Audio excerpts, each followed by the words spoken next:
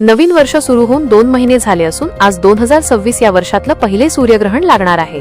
सूर्यग्रहण ही एक महत्त्वाची खगोलीय घटना आहे जी विज्ञान आणि ज्योतिषशास्त्र दोन्ही वेगवेगळ्या दृष्टिकोनातून समजतात. म्हणूनच जेव्हा सूर्यग्रहण होते तेव्हा ती एक विशेष घटना मानले जाते.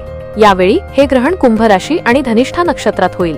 परंतु सर्वात मोठा प्रश्न म्हणजे भारतात दिसणार का? त्याचा भारतावर परिणाम होईल का? चला हे सोप्या भाषेत समजून घेऊया. त्याआधी चॅनलवर नवीन असाल तर चॅनलला सबस्क्राईब करायला विसरू नका. भारतीय प्रमाणवेळेनुसार हे सूर्यग्रहण आज दुपारी 3:26 सुरू होईल.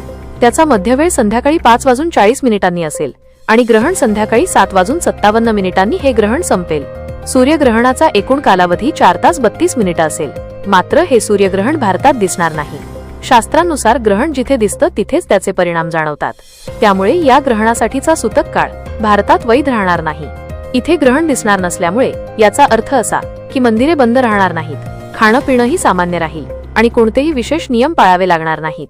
गर्भवती महिलांनाही काळजी करण्याची गरज नाही. हे सूर्यग्रहण दक्षिण Africa, Zimbabwe, Zambia, Tanzania, Mauritius, Antarctica आणि अर्जेंटिना आणि चिली सारख्या दक्षिण अमेरिकेच्या काही भागात दिसणार आहे. या देशांमध्ये जे भारतीय नागरिक राहतात ते स्थानिक वेळेनुसार नियमांचे पालन करू शकतात. 8व्या घरात मंगळ आणि 9व्या घरात सूर्य, चंद्र आणि राहू यांच्या युतीमुळे ग्रहण निर्माण होत आहे. सूर्य, चंद्र आणि शनी यांच्या पदरी देखील एकमेकांच्या जवळचे मानले जातात. मिथुन लग्नाचा संचार आणि मीडियाशी आहे. म्हणून काही ज्योतिषी मानतात की या काळात मोबाईल नेटवर्क, इंटरनेट, उपग्रह प्रणाली किंवा ड्रोन तंत्रज्ञानाशी संबंधित तात्पुरत्या समस्या येऊ शकतात.